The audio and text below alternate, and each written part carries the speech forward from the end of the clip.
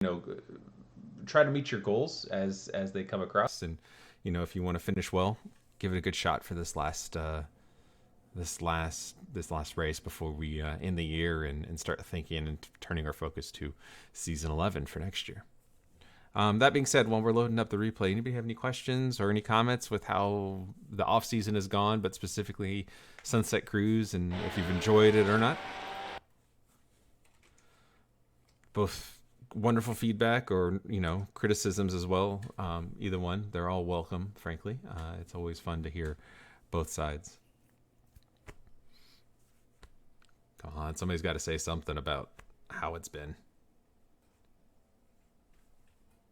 No? Okay. You guys can still hear me, right? Well, I'll pipe in. Okay. I really liked the setup that you had for Road America. Oh, you did? It was, yeah, I really did. It was pretty stable, at least for me. And so I appreciate that. Well, I'm hoping you'll have another one for Sebring. I will, and I'm glad you brought that up. Yes, I messed around with some setup. Not a whole lot. But we can talk about setup as well and kind of what I was trying to get at. But I will post the setup for the car that I did this lap time with. And I'll also try to see if I can find the B-lap.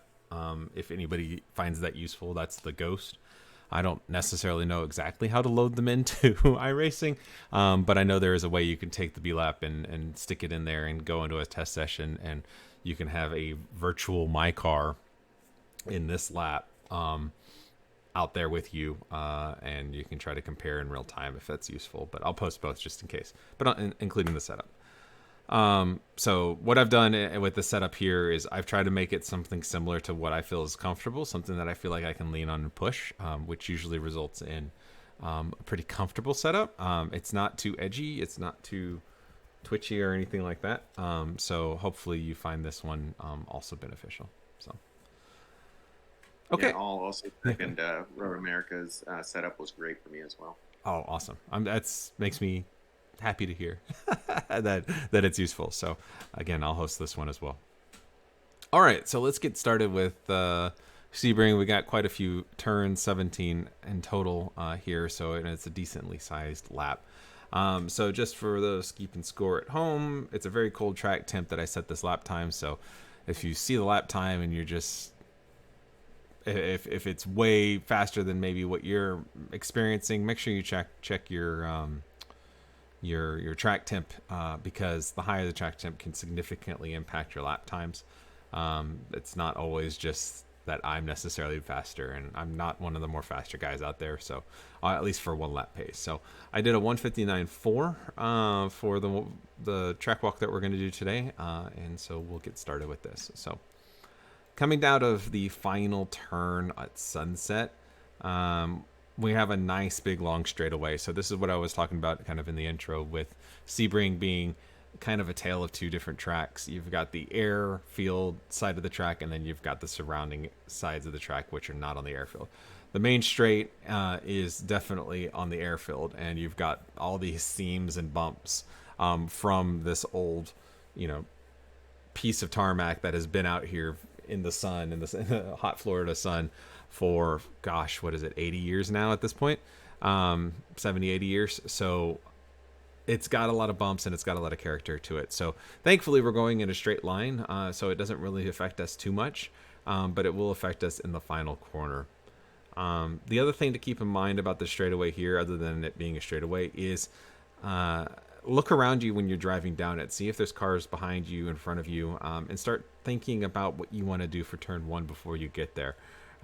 If you're racing closely with other cars down the straightaway and you're not thinking about what your plan is for turn one until you get to the turning point, it's too late. So have a plan. You don't necessarily always keep it. Sometimes you have to improvise on the fly if they take a position or they dive down on the inside. But at least have a general idea of what you're thinking you're going to expect and how you're going to react. So coming into the braking zone for turn one, you've got this bridge above the tarmac here, which is a great indicator of we're getting close to the brake zone. It's too early to brake under the bridge. We're going to go we're going to go under the bridge a significant portion. And then what I'm looking for always is this little kink in the wall. You can see the wall kind of goes straight, and then it kind of kinks to the left where it comes to pit out. This little kink in the wall is what I'm trying to get the car over to in kind of the beginning of my brake zone. So let's see how close I get to it. So I brake a little bit before it, but my turn-in point is pretty much going to be at this kink. So I'm braking probably maybe 3. So I'm just now starting to hit the brakes. Maybe about 4 car lengths before. I'd say maybe 50 meters if there were meter boards here. So maybe at the 50 yard or 50 meter board is where I'm braking relative to this kink. It's a firm initial pedal, but quickly tapered off. And what I mean by that is I hit the pedal pretty hard initially, but as soon as I hit it, I'm starting to bleed off of it because we need to carry our momentum around this very long, fast sweeper.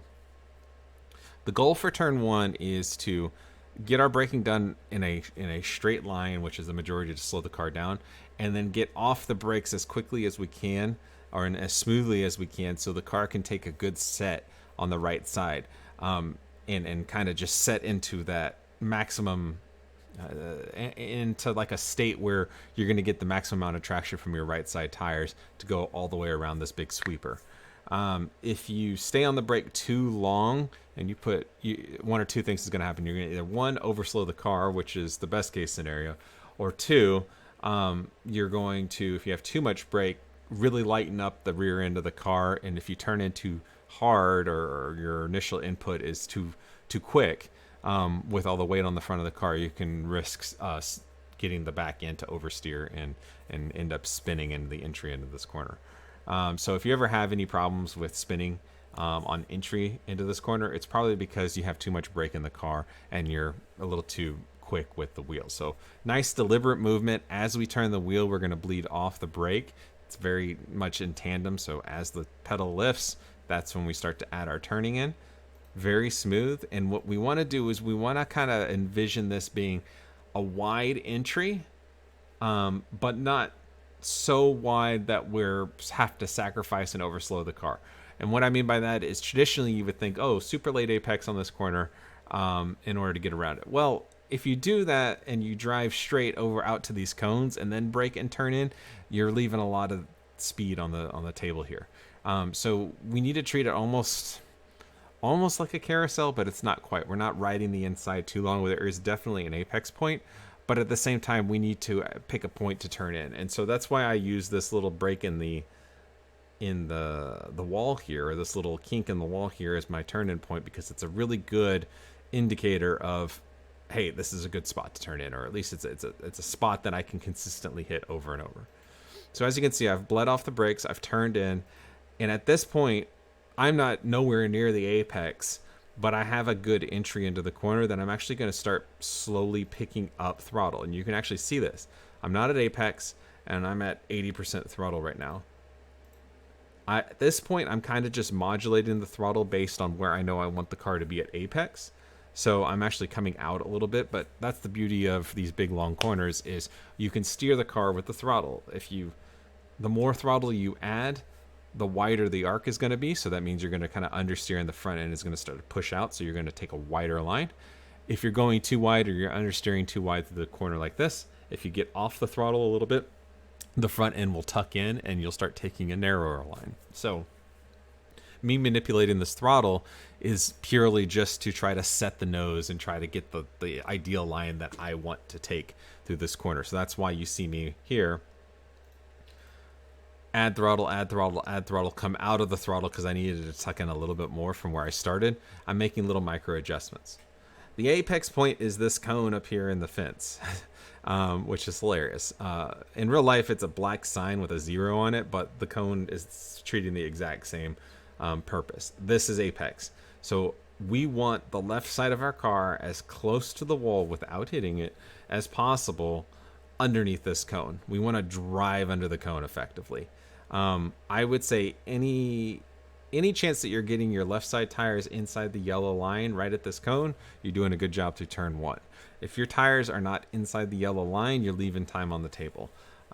Work up to it. You don't want to go too hard into it. And if you start being really aggressive, you can actually get pretty close. You can actually touch this wall, which is never a good thing. But work up to it. Get closer and closer and closer. But the closer you are to the wall without touching underneath the cone, the fastest you'll go through this corner. If I have my car under the cone at apex on turn 1, I know that at this point I can basically mash the throttle and I will make it on the way out. So there you go. I've mashed the throttle and I just ride it all the way out. And the car ends up all the way here because there's nowhere else it can go. There's no more grip. I have maximum amount of grip, and this is where the car is putting itself. The car should end up here because of the speed that you're going through the corner, not because you are driving the car to the edge. So you should have, your full steering angle that you're going to apply into this corner, and then the car should end up right here because of the speed, not because you're opening your hands and steering to that point. Any questions about turn 1? Because turn 1 is very, very tricky, and one of the more difficult corners on this track, and probably one that people struggle with the most. This one in Sunset. So I'll show it one more time without stopping it. Go ahead. What gear are you in? I'm in 4th gear. So I'll downshift to 4th there. Boom, off the brakes. Start rolling speed, adding throttle. Under the cone. Boom, full throttle all the way through. Ending up all the way here. If for some reason you find yourself consistently running into the dirt out here on the edge, it's happening because you're apexing too early. I can almost guarantee. So if you're apexing before the cone and the fence, if you're apexing here, you're going to run out of track on the exit and you're going to run into the dirt. If you're apexing after the cone, so if you're apexing, say, here, it's safer, but you'll end up in the middle of the track if you keep your steering angle, or driving over to the right side of the track, which isn't necessarily fast. And you may say to yourself, well, why don't you just apex after the cone if it's safer? Well, the problem is if you do that, you're leaving time on the table because you're overslowing the car because you have a more harsh angle of attack on the entry. So the perfect line is the one that goes under the cone and carries the speed. If we look at min speed, I think it was 109. Yeah, 109 is my min speed through there, so moving pretty good. All right, so we made it to turn 1 well. We're going through turn 2, which is this little kink and nothing to really talk about except for the fact that we want to end up with our right side tires basically right on this white line on the right to open up turn 3. The break point is going to be just as we pass these 3 cones or this first white line. And it's going to be a very, very heavy brake. In fact, it's pretty much threshold braking. Use ABS if you want to, or brake right on the ABS point. You can see here with my brake trace, I'm braking at like 95%. So really, really hard brake. And then counterintuitively, it's actually an early turn in. My goal here is to always drive down to this candy stripe curbing here on the inside. I see a lot of folks take it a little bit deeper and try to late apex this left-hander. You don't need to. And in fact, what little camber there is on this track, there is a little bit on the inside here. If you look at the track from where we're sitting, you can see a ton of track over here, and you can see less once you go over the halfway mark. And that's because there's a bit of a bow in the track surface. So we want to take advantage of that camber on the entry. And the only way we can do that is turn in a little bit early. So my turn in is pretty much at this cone is when I've started turning the car. And then try to get the car down really early to this curb and ride this curb around. Off the brakes, the car is going to, if we do it right, the car is going to rotate really nicely right here at the curb when we get down there. But just trust that when we get back on throttle, it'll settle the rear, squat those tires into the ground. Now, we're not jumping on throttle, full throttle, and basically snapping that throttle on, because if we do that, we'll get into traction control and we'll get the rear end all out of sorts. It's a gentle squeeze on while we have that steering angle in the car. This next right-hander, which is turn 4, is a complete throwaway corner. There is no reason to be setting up for this right-hander at all because it's so short before you enter into the only important corner in this segment, which is turn 5. So when we come through turn 3, the fast way through is to track out like a normal corner, as you can see here. We end up in a really bad spot for turn 3, but that's okay because turn 3 is throwaway. And you can get up on this curve like I do. Put your right side tires in the grass, frankly, with a little bit of throttle, but not a whole lot. We don't want to be full throttle when our car is up in the air because it's unstable. But a little bit of maintenance throttle is okay. As we rotate to the right, the car will bounce, and then when it lands, we can give it a little squirt of full throttle here as we move the car to the right to set up for 5. We don't have to be all the way to the right, like on the grass, but we want to be on the right third of the track to set up for 5. 5 is a really, really late apex, super late apex. Almost you can't apex this late enough, and it seems to last forever. And it is probably, for me, the corner that I struggle the most with, personally. And it's because you see all this curbing. You're saying, okay, I want to get down to the curbing. I want to apex, but it keeps going. It keeps going. It keeps going. It keeps going. The apex point is this. It's really difficult to see. But there's a point where the candy stripe curbing kind of, let's see if I can see it better in the cockpit, kind of points relative to the rest. So everything is nice and smooth, as you can see here, smooth, smooth, smooth. And then there's a point right there. That's our apex point through here. And if we hit it right, we can start to feed on throttle and be full throttle when we go over that apex point. And get a good run coming out of there. So like I said, let me back it up all the way to turn 3. So here we go to turn 3. Turn in at the cone, nice and early. Off the brakes, roll the speed through. Add on throttle. Jump the curb to keep the car to the right. Keep the car on the right. Brake. Turn in. Looking for that late apex. There it is. Boom. Late apex. Add full throttle. Touch the curb on the right. And then we're off to the races down the straightaway. I'm in second gear through that entire section in this car. One more thing about turn 5 on the exit here. This curb is not flat. It is very much crowned, and then it turns flat. And it's very easy if you get on this curb with any steering angle to spin the car because the car doesn't like it, especially when you go over and you drop a tire in the dirt. So if you're going to hit the curb, make sure you're pretty much going dead straight. Any more than this is, one, going to slow you down because the way they change the dirt, if you go off track, you're actually going to slow down pretty significantly.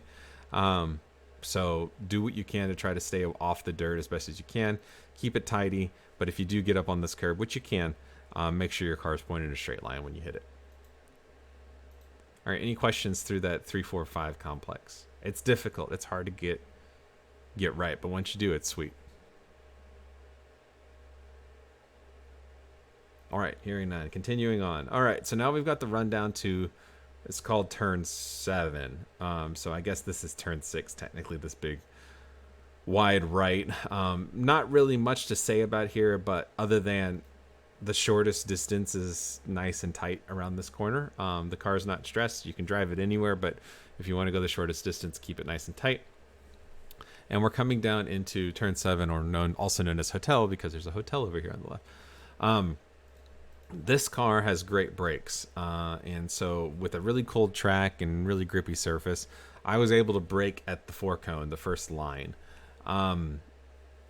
Work up to it. I would suggest starting just short of this to see how it feels, and then as you get more comfortable with it, you can start walking it. But don't go trying to brake past the 4-cone on your first out lap, and you've never tried that before, because it's not easy to do.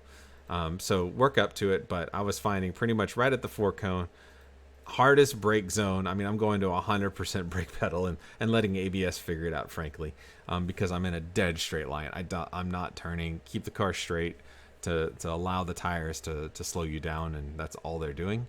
And then the goal here is to basically get in and out of this corner as quick as possible. We don't want to delay and lollygag around and be slow and creep around here. We want to get our turning done quickly and then get out of the corner and accelerate out. It was once taught to me in real life, the best way to do it is when you go into turn 10, you're driving like this with your steering wheel, your brake, and then you cross your arms like this once.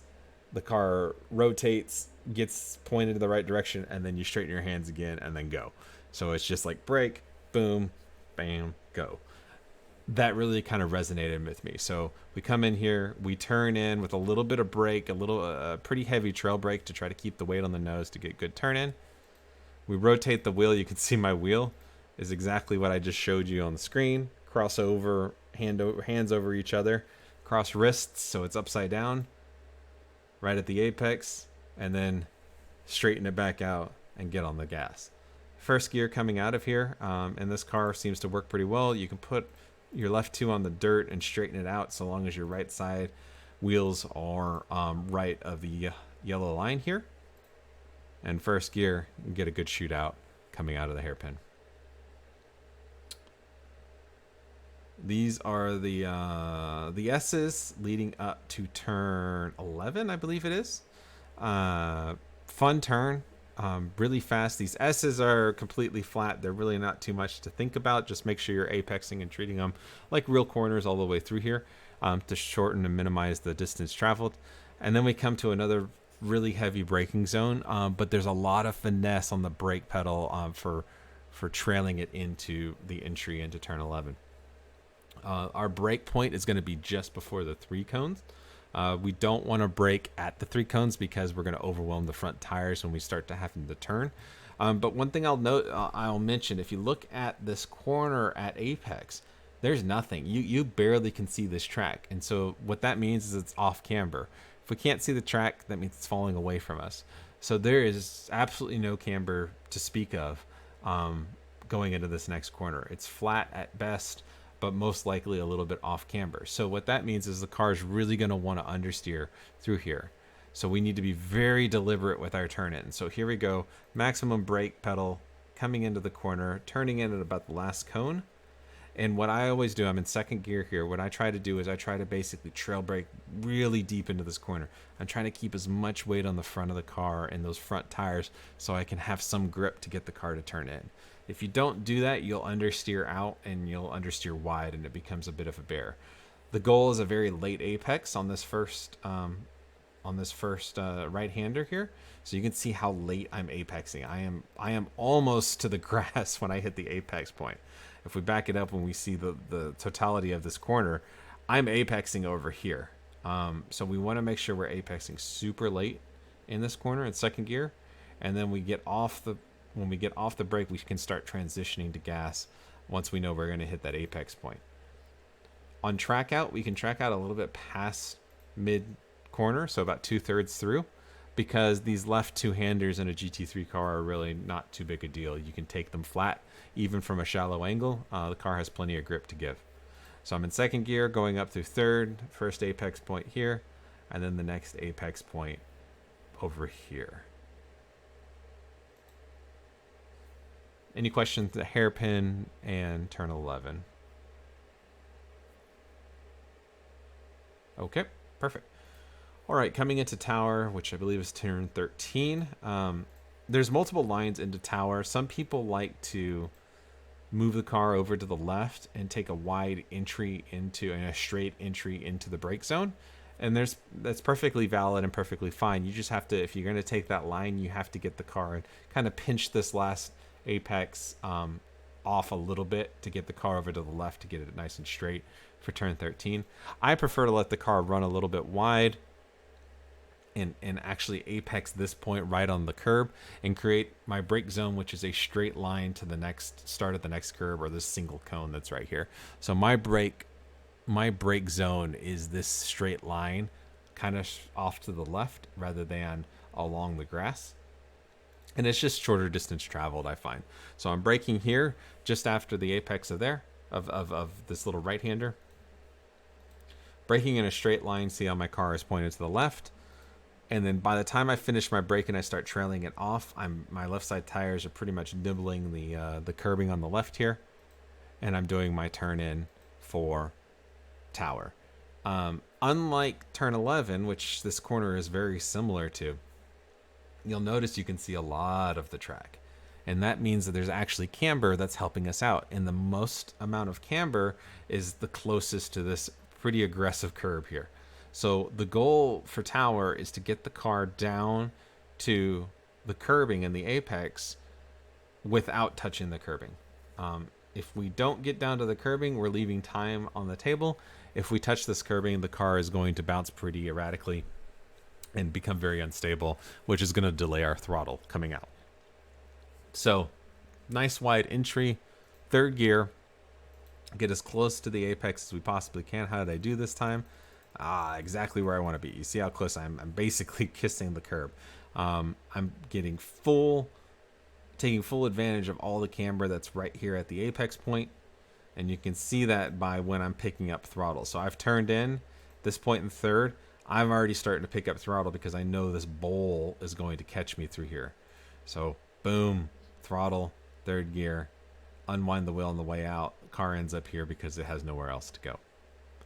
Tower's tricky, and it's always a lot faster than people think. So long as you're taking a good line through there and getting down to the apex, you can take a lot of speed through tower. We got a little bit of a run here before we get into the Le Mans section of the track. So we're coming back onto the airfield. This double left-hander apex is completely flat. Just make sure you're apexing at the proper points. There is a bump on this first apex right here that can unsettle the car if you take too much of it. So I try to just basically kiss it. I try not to get up on it. There's no reason to get up on it. And then the second one you can get up on. It's much flatter. So I try to apex pretty much at the edge of the inside edge of the curbing. And the reason for that is because we want to get the car all the way to the left side to set up for this right-hander. The break point is going to be after, pretty much as the car is passing the end of the rumble strip and before the 3-cone. We're going to, again, another threshold brake. This corner is very similar to turn 11, but faster. It's not a severe corner, and it's not necessarily off camber. It pretty much has no camber to speak of. But we're in third gear. We've got a nice flat curb on the inside that we can really attack. And in fact, the fastest way is to put your right side tires just over the edge of it, with the caveat knowing that when you come back over the curb, you're going to get a pretty good bump as the car goes back over the curb right here. But if you're ready for it, it's not too big a deal. Third gear, you're going to be flat through here. We're going to transition over to the left. And then this is the kind of a weird corner as we're back on the runways. We're going to take this corner. We need to open it up as much as we can up onto the back straight. And in order to do that, we're going to take this as we come to the left and we transition from right to left here. So right to left, we're actually going to keep the steering angle in the car because we're going to let the car run over to the left outside of the track here. This is all open area. It's up for grabs, and we only want to use it to try to open up this corner and create the widest arc as we can to carry as much speed. If we don't do this, if we keep it tight, while we don't travel as far a distance, we have to slow the car down more, and we don't carry as much speed through the right-hander here. So we're much rather take a little bit longer distance in order to get a better angle of attack for this corner here, so we can carry it down the longest straightaway on the track, frankly. So I was experimenting with second and third gear. I think third gear is better because it allows you to maintain your speed much more. Second, I was finding myself overslowing the car. So third gear is nice. This corner takes a lot of manipulation. We don't want to get on the throttle. The mistake that most people make is they either apex it too early or get on the throttle too soon. So as we turn in here, if we get on throttle too soon, the front end of the car is going to wash wide because we have no camber. So the front end will just understeer out and we'll run out of track on the exit.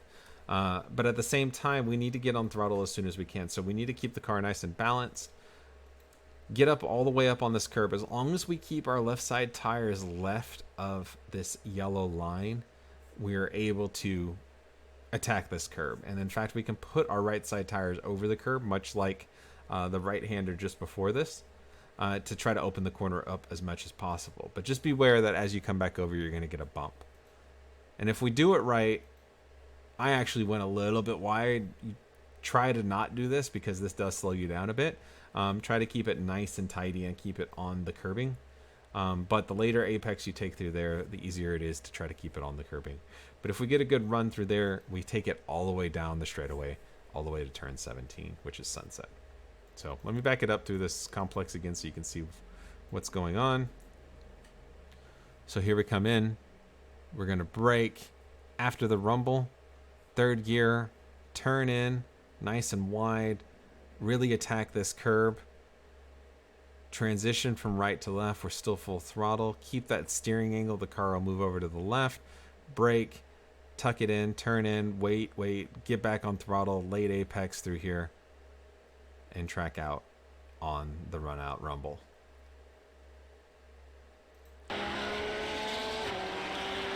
Great time to look and see where you are, look at your relatives, see how far cars are in front, behind. And then we come into the famous Sunset Bend at Sebring. The bumpiest part of the track, we're basically transitioning off a runway and onto the taxiway, which is the front straight. It is a decreasing radius corner in the strictest sense. So you've got a really wide entry, which really invites you to go super deep and super fast on the entry, and then all of a sudden the corner just tightens up really severely, and if you're not ready for it, it can really catch you out. So I'll show a vertical view of it so you can really see what this corner actually looks like. But in general, what we're trying to do is we're trying to attack the first part of the corner, which is nice and wide with a big radius, and it allows us to get the car slowed down. We don't want to slow down too early, because then we'll find ourselves kind of just coasting through the first part of the corner and basically losing time, leaving time on the table. So we really want to attack the entry here. So I'm going all the way to basically here after the 2 cone and to before I start my brake. And I notice how I've already turned in before I've started my brake. I've already turned in for the corner and I'm still 100% full throttle.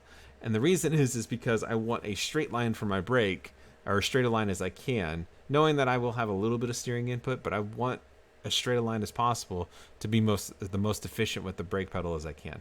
So I'm trying to create a straight line, which apexes basically this concrete wall where the flag stand is, and keep it nice and straight, or as straight as possible with as little turning as possible, to scrub the speed from the back straight. Once I get the speed down and I'm down in 3rd gear, I'm going to start to get off the brake pedal. I'm trailing it in, so I'm still a little bit of brake pedal to keep the front nose engaged, of the car engaged. But I'm starting to trail off. And then as I trail off and I get into the second part of Sunset, what I'm trying to do is I'm trying to double apex the second half of Sunset. And that starts here with this first apex being apex 1. So right here where this curve in this concrete is in the yellow line, that's apex 1. So you can see right there, I'm displacing it a little bit. So I'm not right up on the wall, I'm displaced a little bit. I go under the bridge, and then my apex 2 is over here.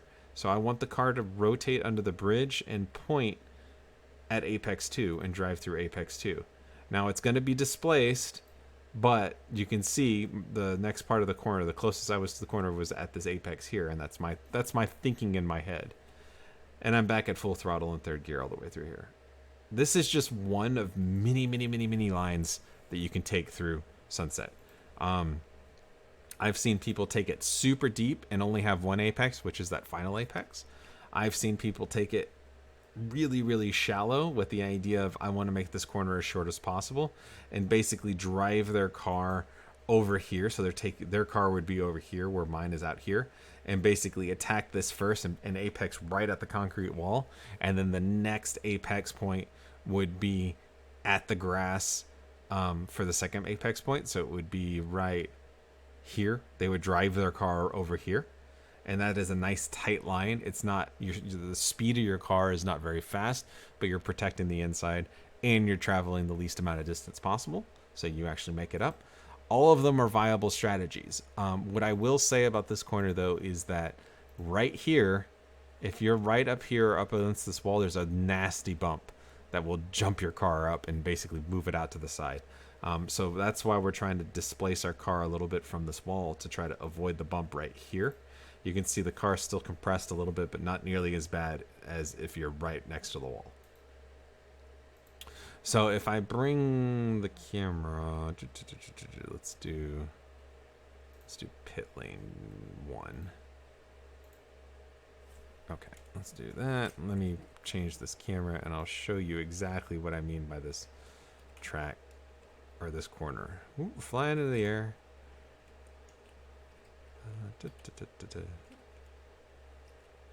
Nope, nope, nope. Sorry. Bring it down. Nope, that's upside down. Sorry if I'm making you sick. Up in the air. Let's rotate it. So we're somewhere over here. All right, there's turn 1. So sunset should be right over here. So if we rotate it so we get a better angle and show you what this thing looks like. Okay. So you can see with sunset, you can see the angle of what I'm talking about. So here's the entry into sunset over here. You can see how wide it is and how little movement there is coming around the first part of sunset, and then it really tightens up right here in the middle and on exit. So the goal, if you watch my car and the line that I'm trying to take, is a straight line from this point, which is the brake zone, as straight as possible out here. So this is my brake zone in a straight line. And then I start turning, and then apex 1 is going to be a displaced apex right here. And then apex 2 is a displaced apex right here. So you can see the car go through. There's my braking zone, braking, braking, braking. Starting my rotation, displaced apex 1. Let it drift out to about mid-track. And then displaced apex 2 right here. And then on the way out. So that's the goal for sunset through there. Any questions? Okay. I'll show it one more time without stopping. Brake. Brake, brake, brake. Trail brake in, keep the front engaged. Then I start picking up throttle. Throttle will stabilize the rear of the car through here. And then when I know I can get on full throttle, get on as quickly as possible and ride it out. Let the car run all the way to the wall to maximize the amount of speed that we can take. And that's the lap of Sebring. So where are you? You said you were in third, the end of that turn. Yes, I'm in third. When are you? When all the way around? Yeah, all the way. It's basically at this point, I go downshift to third, and I stay in third all the way through here. So I'm third, and then as the car accelerates right there, boom, I grab fourth.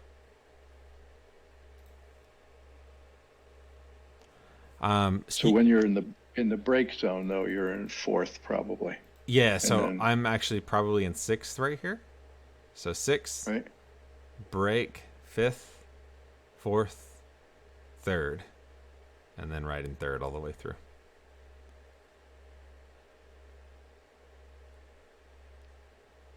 Does that help?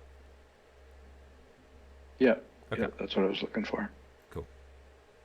All right. Any other questions before I do full speed from the cockpit? All right. Cool. Let's run it through. So screaming down the front straight. We're going to brake after the bridge just before the kink in the wall. There's the kink in the wall. That's our turn-in point. Down to fourth, under the cone, back on full throttle, ride it all the way out. We're going to brake at the 3 cones just after. Brake, early turn in, down to second gear. Let the car run, jump the curb, brake again, late apex, super late apex.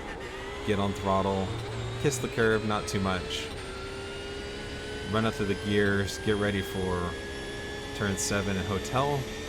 We're going to brake at the 4 cones, and it's going to be basically 100% brake. Boom, down all the way to first gear, turn in, and then open our hands, get on the throttle, and get a good squirt out.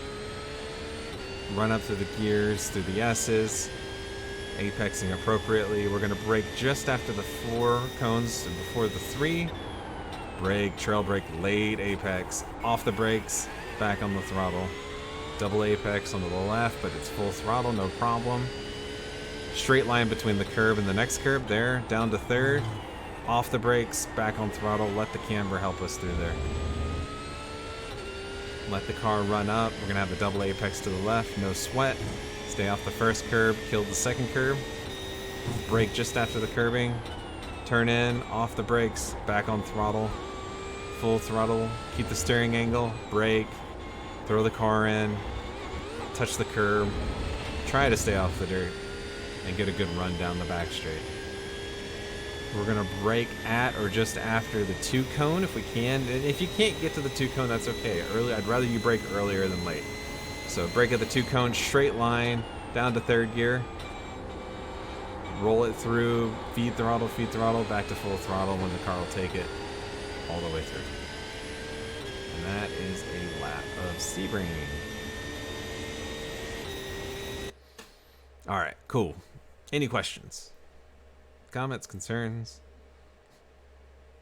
It's a fun track. It's a great track. It takes a little bit to get used to with the bumps. There's not another track like it, frankly.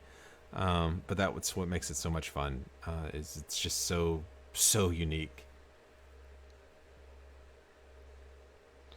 Okay, if I don't hear any questions on the racing line, let's talk about setup. There's a few tracks in my mind that use different setups, unique to them. You got Daytona, which always requires its own specific setup. And you've got Sebring, which in my opinion always uses its own unique setup. And the reason is because of how bumpy it is.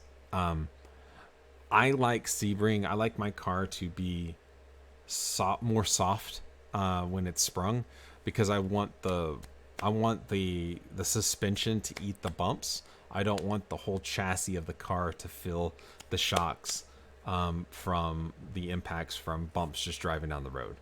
So what I try to do is I try to soften up the suspension as much as reasonably possible, and while still keeping engagement and with the road, so I can actually do turning. So what does that mean? That means softer spring rate, softer compression. But basically, I'm trying to allow the wheels to come up into the suspension without the whole chassis bouncing around.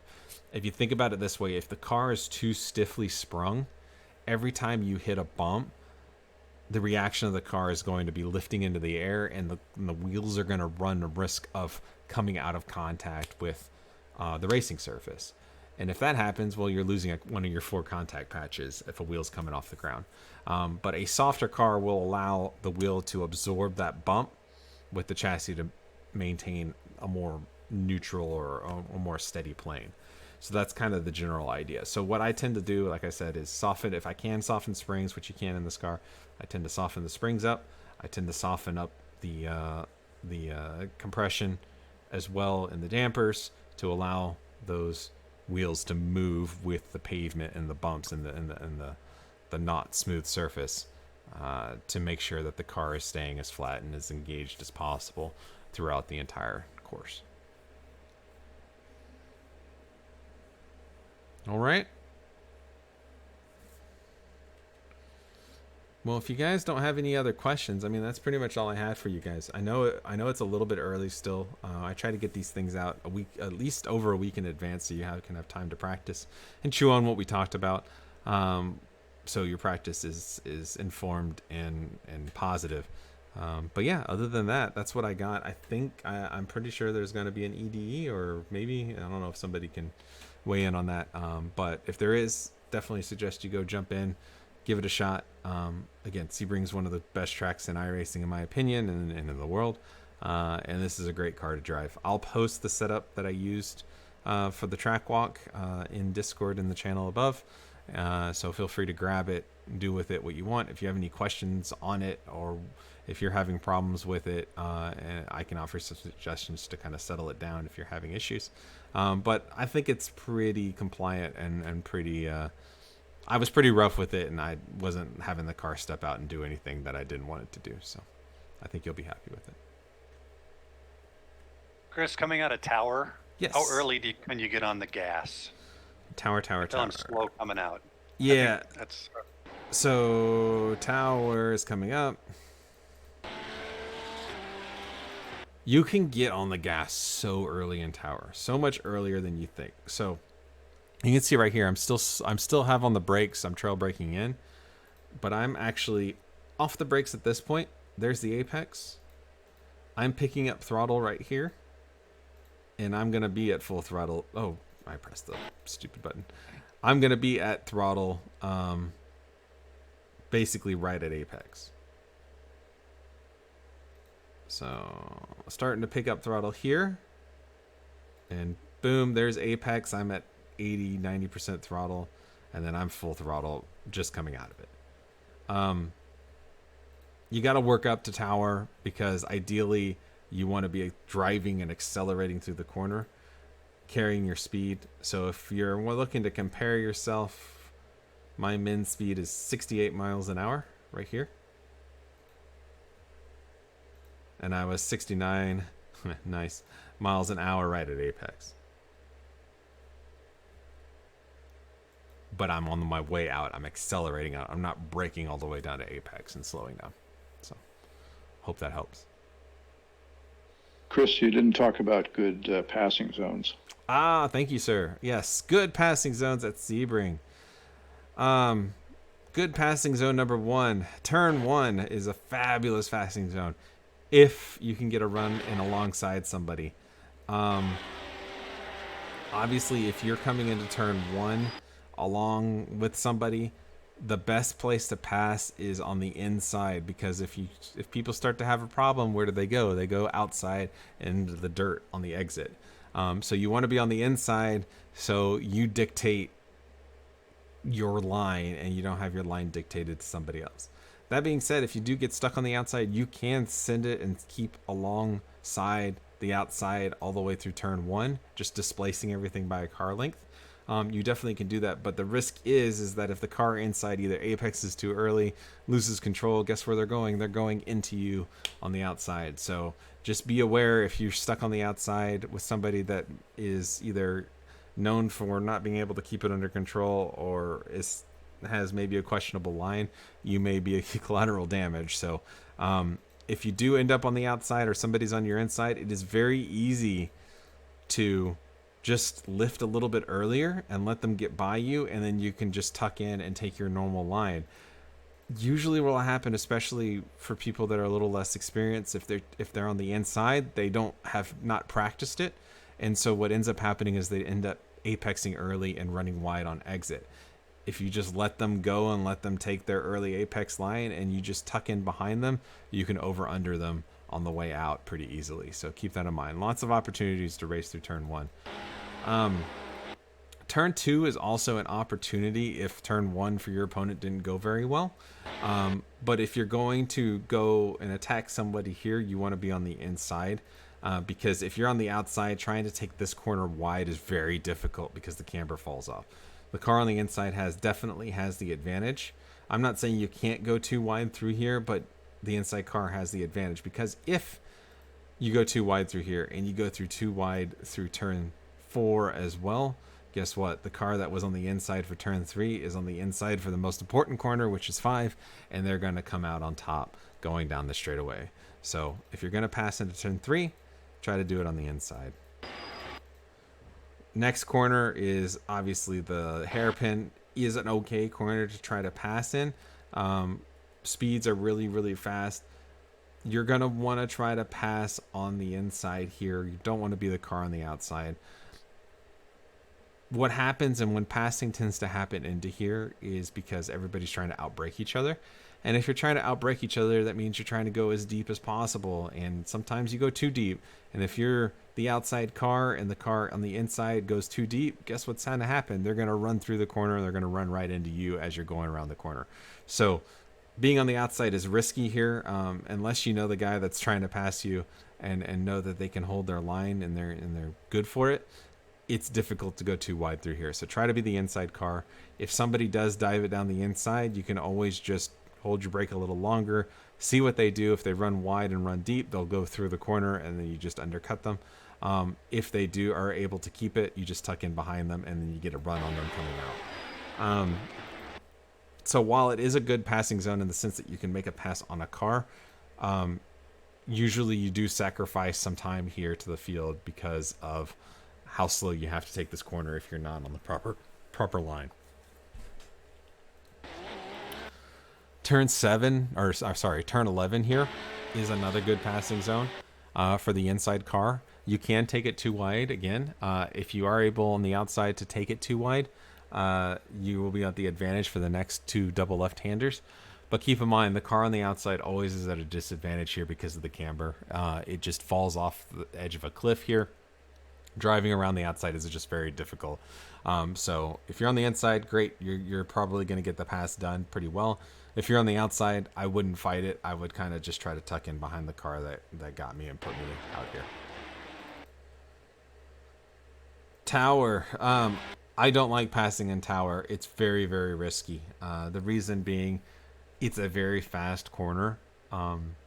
And unless you can get alongside your opponent before the brake zone, it's just not worth it. Because if they don't expect it coming and they turn down, you guys are going to door each other.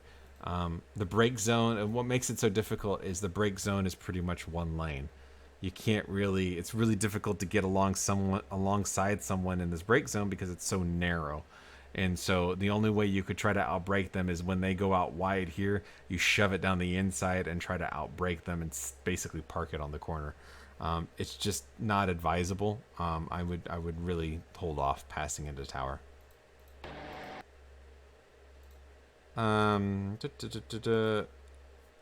You can make a pass into here, into Le Mans.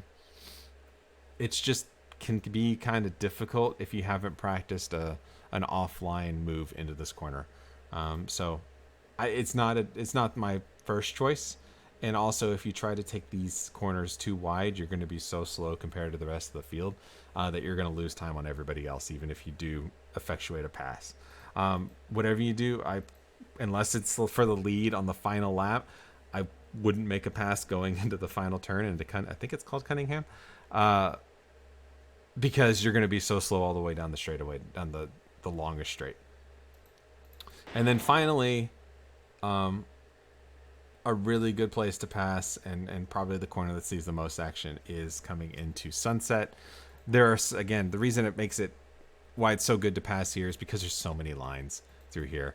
It makes for really good racing, especially if you're with someone that you can trust and you know that has skill to keep it on track. Because you can go wide and take it really deep and try to drive around the outside. That is a perfectly reasonable line. You can also dive it down the inside and take a really slow but really tight corner. That's perfectly reasonable. And this is the corner that provides results like the MX-5 Cup, I think from a couple years ago, where there was 3 wide at start finish for the victory, is because there's so many lines through Sunset that you can take. So I always have an idea of how I want to take Sunset. It doesn't always work out because there's so many lines, but I improvise on halfway through. So just keep that in mind.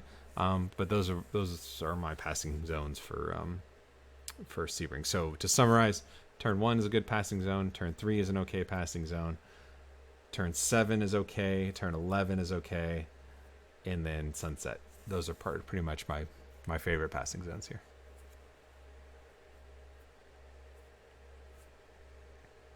Great question. All right. Anybody else?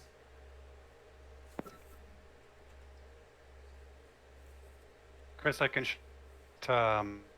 the lap file that goes if you want to do it. Say that one more time, Steve. I think you broke up a little. Yeah, the lap file. Go ahead and click on options at the top. Sure. And then click on options at the bottom, second tab. And see where it says load, second box down. Right here.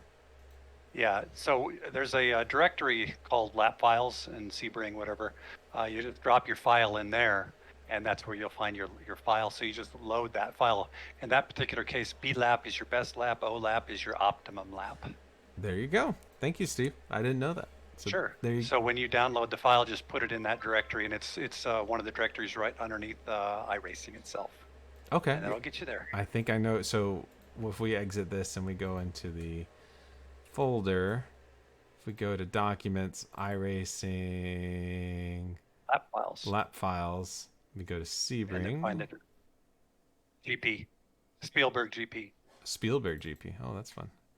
Okay. There you go. And then you got your car. You can drop it in here. So I'm going to grab these two for us. That is, why does it say 1114? Oh, it's because it's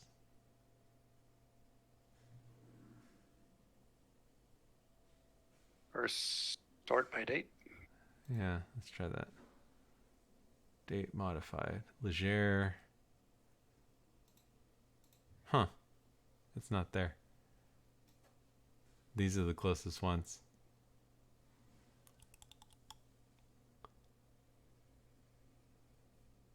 Oh well. It looks like I don't have them for some reason.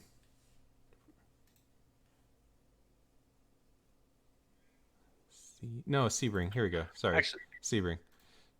There they are. Right here. oh, I'm sorry. I'm in Spielberg. There you go. So these two. So I will drop these in Discord, and we go. Sound good? And the reason I was in Spielberg is there's a PCA Series 11 preview race tonight at 9 o'clock Eastern at Red Bull. Cool. So it's a little practice event. Perfect. Well, there you go, guys. You'll be able And you can to find it on the calendar Yeah, on the website. that'll be perfect. You going to drop in your setup file too? Yeah, so I'm dropping these two in here right now in the discussion, and then I will also drop the setup. Let's see here. GT3 and then Sebring Race 1. There you go. There's the files. They're in the discussion, and you'll be able to grab them. All right, guys. Well, have fun with that. If you have any questions, as always, just shoot me a message, and we can say hi. Thank you, Chris. Well, thank you guys for coming. Thank you. Thank you, Chris. Greatly appreciate it. Yeah, and if I don't speak to you guys before Christmas, have a Merry Christmas and spend some time with the family in the holidays. And I hope to see more people racing because family's great, but we can only take so much, and we need to get back on the track. At least I do. So, all right, see you guys. Have a good evening. Thank you again. Thanks. All right.